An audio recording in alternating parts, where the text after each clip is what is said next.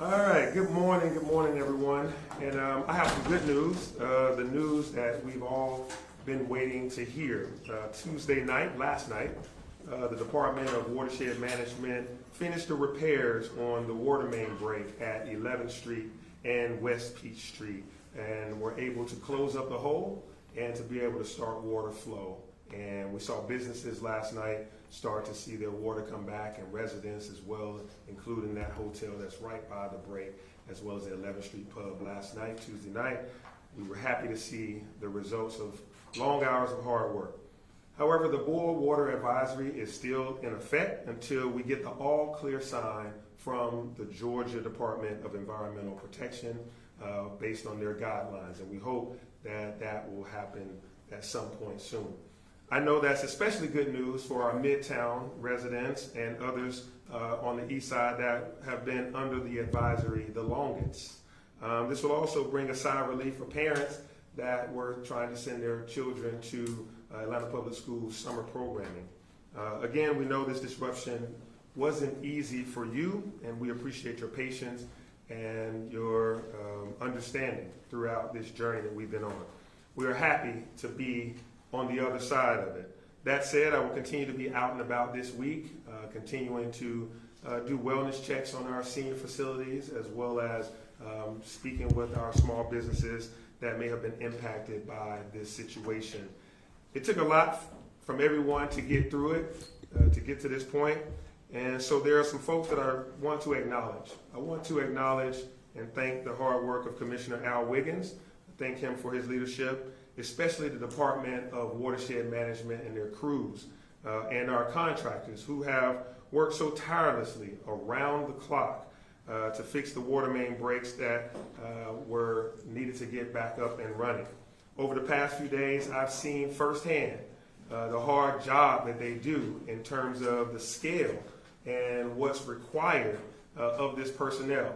The equipment is big, the equipment is heavy, and often the crews are down in manholes in very tight spaces. It is demanding work and difficult labor, and I think we just ought to pause and appreciate how hard it is, and appreciate their sweat and their hard work on behalf of the city of Atlanta and all of us. There are a few other people that I'd be remiss if we did not thank. Using the talents of the Mayor's Office of Emergency Management and Preparedness. That team, we mobilized the whole of government in an effort, a coordinated fashion, to ensure that we were able to seek the wellness of our citizens, especially the most vulnerable, like our seniors and those that are living in our homeless shelters. Approximately 45 senior facilities received water and wellness checks from the Mayor's Office of Constituent Services, Department of Parks and Recreation, Department of Public Works, Atlanta Police Department, and Atlanta Fire Rescue Department as well.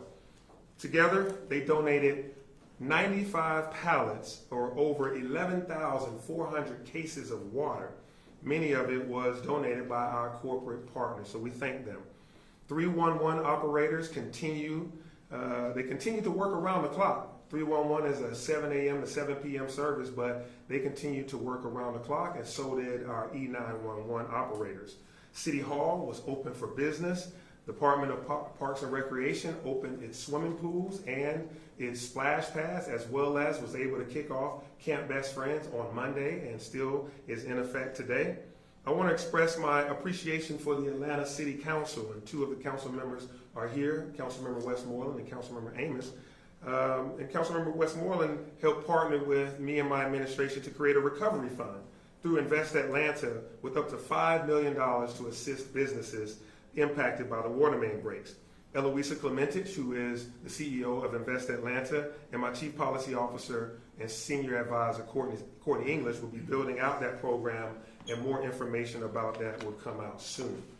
I also want to acknowledge the gratitude and for the support that the Biden-Harris administration and our Georgia U.S. Senators, Senator Ossoff and Warnock, who worked with our team to get the Army Corps of Engineers here.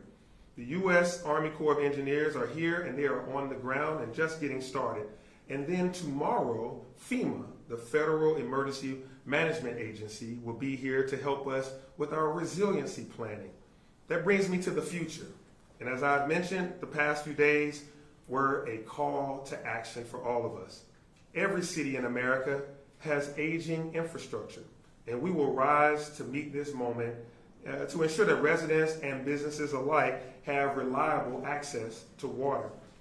We've already been working on upgrading our system. Just a few weeks ago, on May 21st, the City of Atlanta residents voted to continue the MOST, which is the Municipal Option Sales Tax, to pay for water and sewer improvements. That is good, and we're glad that it was supported again. But we must do more. We have to go beyond that to ensure the viability and sustainability of our water systems and make sure that it's sustainable and resilient for decades to come. And so we're getting started on that, and we've already started with those that I mentioned before.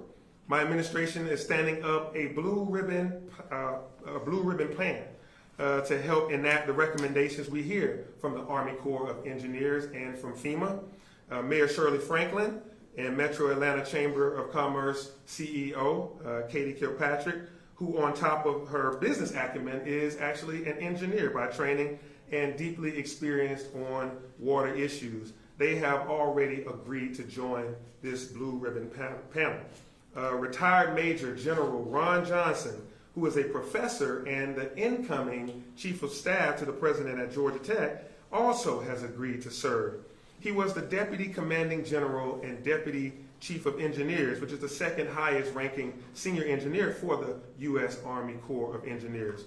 Ron Johnson and the Dean of the College of Engineering, Rahim Bayah, have identified 3 Georgia Tech professors to assist us as well. So Atlanta, while this is indeed a big challenge, we have an unmatched big brain trust right here in this city. And we have the will. Most of all, we have each other. The people of this great city, all of you who make up our communities and neighborhoods, will get through this together. The city of Atlanta, each and every last one of us, will continue to move forward together. So thank you. And now we'll hear from Mr. Commissioner Al Wiggins. Thank you, Mayor. Good morning, everyone. I am very proud to say that this morning that the rupture line has been repaired. All of our customers impacted by the main break now have water service. I would like to take a step back to really explain what occurred, more importantly, the complications that were involved with repairing the water main break. So we discovered later on, after a very difficult time with shutting water off at the point of the main break, is that the valve was located directly under the point of the break, which prevented us from seeing the valve. We knew that there was a valve in the vicinity based on the placards that we had, so we had to come up with a plan very quickly. Not only did we need to come up with a plan very quickly, we needed to develop a plan that really minimized the impact throughout the city. So this is when we decided to install a device called a line stop in 3 different locations to localize the repairs. I'd like to say hyper-localize the repairs. Actually, this device allowed us to localize the repairs even better than we would have been able to if we had a valve in place. So those repairs took place. Again, we're working in a very confined area. I'd like to send a huge thanks to the men and women of the Department of Watershed Management and all of our partners within the city of Atlanta. As the mayor says, this is truly a group effort. All the while making these repairs, all of our movements or any movements of valves that disconnected anyone from service, we wanted to really make sure that we minimize the impact. So therefore, some of the work was done during night, during off-peak hours, just to make sure that we were mindful of the customer. So today the line has been repaired. I will tell you that we have not stopped there. There's more work to be done. The site, a recovery team will go to the site to make sure that the site is restored to its original condition. That will take a few days. This is a very intrusive procedure, required removal of significant amount of the road, excuse me. So now we're working on identifying ways that we can prevent this from happening again. This device that I have in my hand is a device that helps us to detect leaks earlier on. Not only does it detect the leak, it will detect the size of the leak. This device will be installed throughout the Midtown area. This is a study area that we'll use this device for. It's powered by AI technology. It will send us a message via a secured software program. So this is not just one step, this is one step of many that we're taking to prevent any future occurrences. We're also looking at valves that are in an area that did not properly seat when we were attempting to close those valves to conduct the repairs. We're also looking, as the mayor mentioned, to work with the Army Corps of Engineers to come up with a comprehensive strategy to look at our entire infrastructure. As it relates to the boil advisory, we have began taking samples earlier this morning. Hopefully within the next 18 hours, we'll receive word from the EPD if we'll be able to lift the ban advisory. The 18-hour time period is an incubation time period. We cannot rush that time frame, nor do we want to. We want to ensure that we can provide safe drinking water to our residents. This is not just for a compliance issue. We want to make sure that we're good stewards and we're providing the best quality of water to our residents. And that's pretty much it for the repairs. Happy to address any questions should you have any about the repair process. Commissioner, is there any reason to believe that these breaks will continue? I know you said you don't think they're related earlier, but should residents be on watch or be concerned at all? I don't believe the residents should be concerned. I mentioned earlier we have over 3,000 miles of water sewer infrastructure. Water main breaks aren't uncommon. The scale of water main breaks that we experienced recently is not a routine experience. But we will have more water main breaks. I believe that we are much more prepared than we were in the past because of the devices that we're installing. Some of the inspections that will take place, we're looking at infrastructure that is similarly structured as the water mains that we dealt with over the weekend. So no, our residents should not be worried at all. This is a unique set of circumstances. I want everyone to feel comfortable that we do have the situation under control. Commissioner, do you have a map of where the oldest pipes are? Is there a plan to go proactively? Let's get these 80, 90-year-old pipes out of the ground? So we have a map of the entire water utility network. It's not categorized by the age. The age is noted on that map, but we do have a way of identifying parts of our utility infrastructure that is older than others. And Commissioner, can you show us the device again and explain Sure. how it works, where you install it underground? Explain how that works. That's a great And question. have we used it before, or is this the very first time? This is the very first time. However, we have been actively working on this project. This project will launch next week. So this is not anything new. It just so happened to, the breaks happened to take place in the midst of us trying to launch this initiative. But as it relates to your question, where does the device go? It's installed on top of all of our valves. So it attaches to a valve handle or a valve stem, and it really communicates with other devices and detects any type of leak and the size of the leak. So how many would you guess will be installed throughout town? A little bit over 20, and so In the Midtown, just to start, right? yes. So a little bit over 20 in the Midtown area, if I remember correctly. But the Midtown area will not be the only study area. This is a pilot program. This is one of many initiatives that we're looking at to detect leaks earlier on. So that's the next question, Southwest Atlanta, Buckhead, I mean, won't you need to? Yeah, but administer? I want to stress that this is a pilot program, so if this program is successful, we will branch off the other parts of the city. But the Midtown area and the southwest area of Atlanta, where we had the break at Joseph E. Boone and Brawley, there will be a few units installed in that area as well. And Mayor, if I could ask you, I know you've heard the complaints, a lot of people are worried, and they wonder if they should question the integrity of our infrastructure. What do you say to the people who are most frustrated? Yeah, to the people that are most frustrated, it is frustrating to have a weekend lead all the way until last night of having a boil water advisory and some communities having no water at all.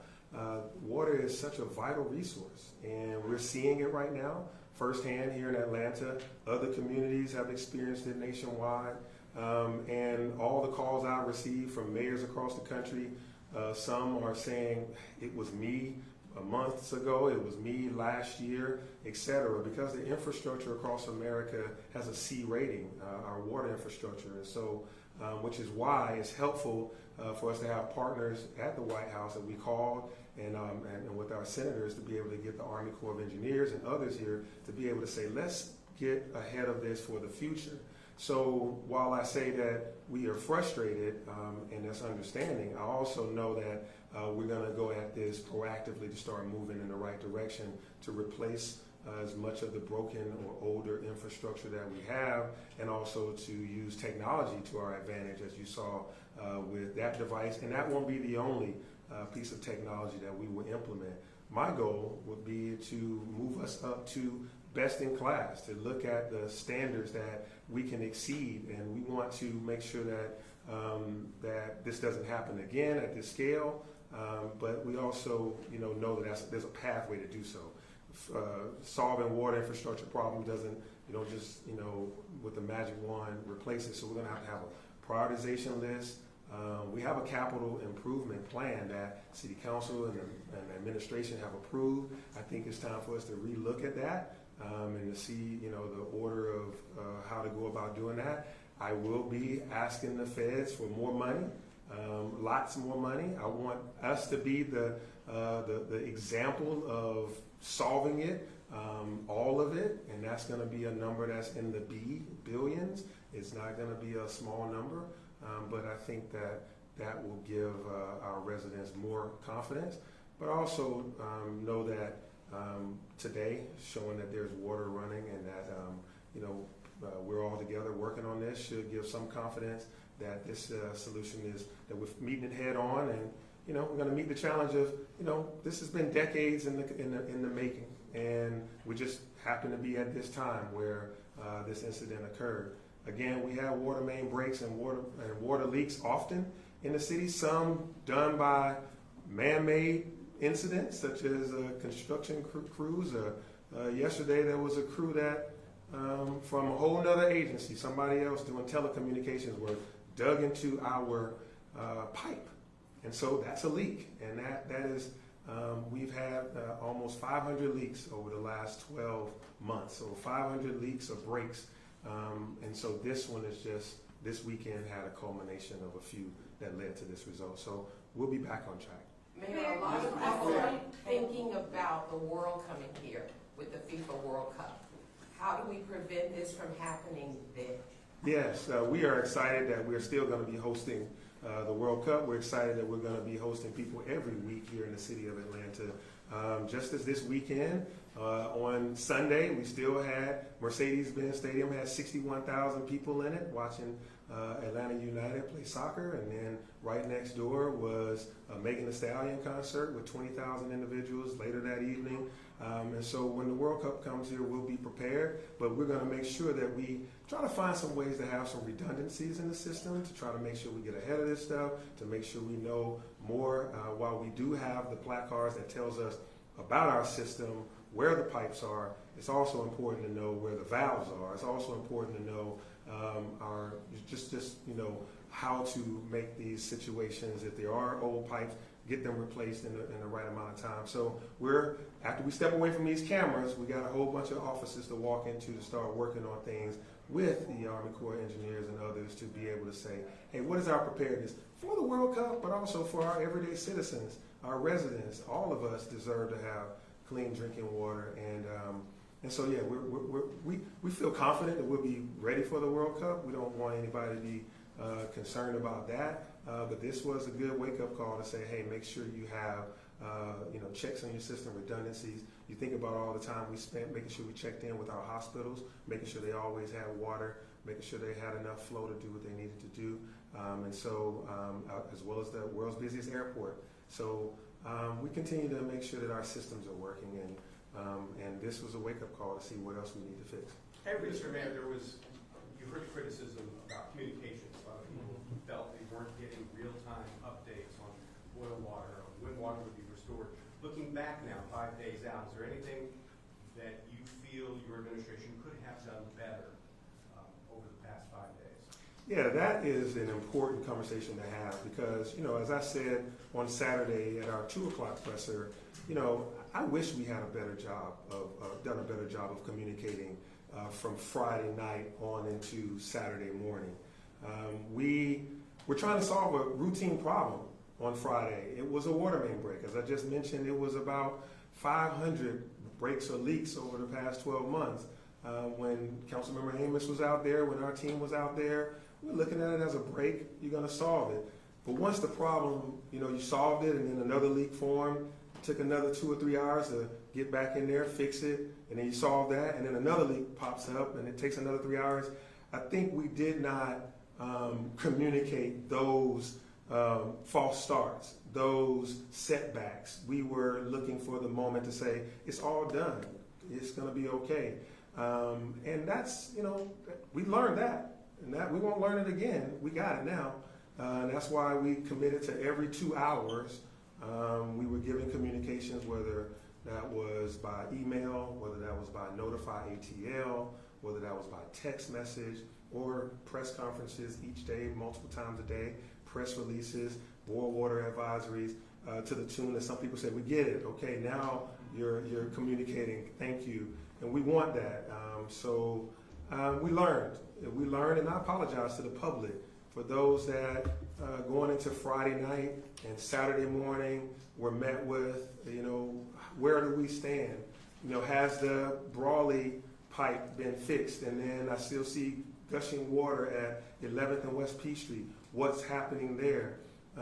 We needed to do a better job of communicating that, and we promise that in the future we will, and that's why we have over the last few days. That's why you're standing here today, and that's why we'll continue this communication. Mayor, hindsight is 2020. There was a lot of talk about your trip to Memphis. Yeah. Do you have any regrets of not coming back fast enough or handling that differently at all? Well, I was in Memphis for less than 24 hours, and I came back, the next morning. But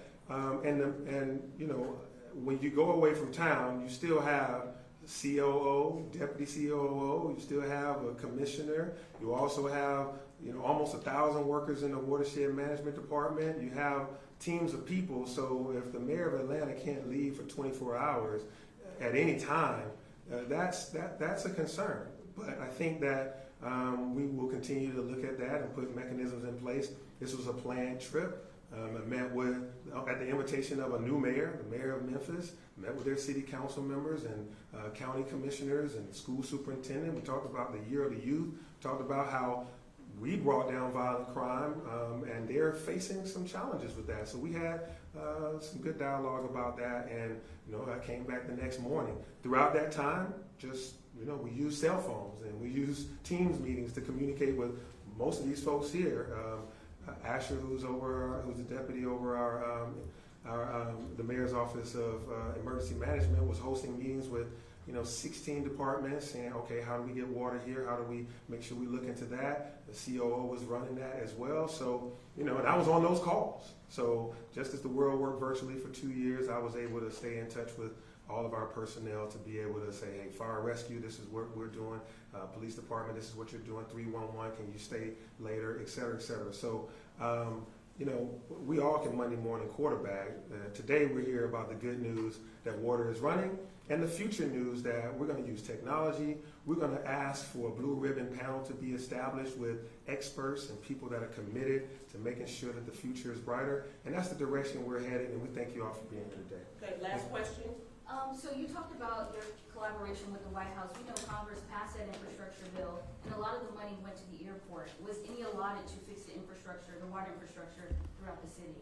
Yeah, so whenever we ask for money from the federal government, we ask for it in a number of places, and it's a competitive process. And so the airport receives some for the expansion of Concourse D. We receive some for some of our roads and infrastructure related to our complete streets and bike lanes, and we also receive some for the Beltline.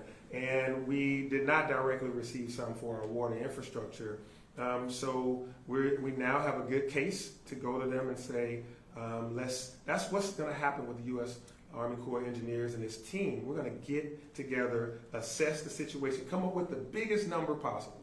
This is all the things, I don't want to say it that way, we're not trying to inflate the number, but we're going to show what the magnitude is to get to, best in class, the best shape possible, and a prioritization of that list. And we're going to go to our friends at the White House, go to the senators and the Congress people and say, hey, let's make Atlanta this shining example of how a 1910, a 1920, 1930 pipe infrastructure can be a 2024 install, or whenever the quickest we can get it in. So that's our hope.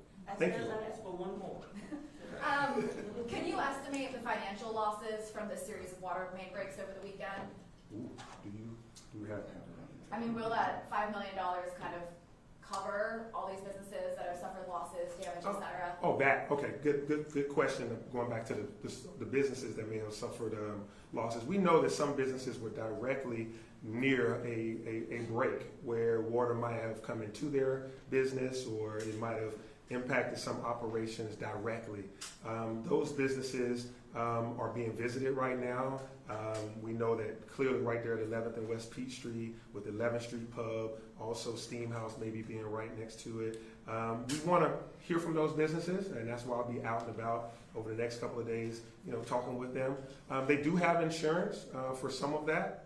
That is part of running a business. I was a business operator for 9 years of a retail location, so things happen. You do have insurance for that. But we also wanted to, Councilmember Westmoreland and Invest Atlanta and us, we all came together thinking about how can we support them if they were right there directly impacted, or and so $5 million is isn't going to go the whole city, but there are some businesses that were uniquely located near some challenges, and so hopefully they can make some calls into us and we can get some help. I don't know if it'll solve all of their problems, but this is our attempt.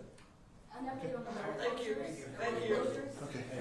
Road closures, how long will the 11? Concerned about the West Peachtree road closure. Do you know about how much longer West Peachtree will be closed?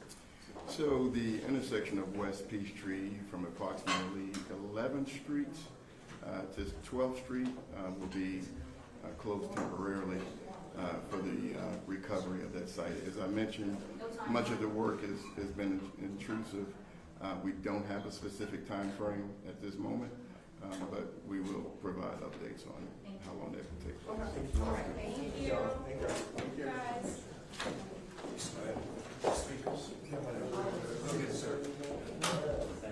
Thank you, everyone.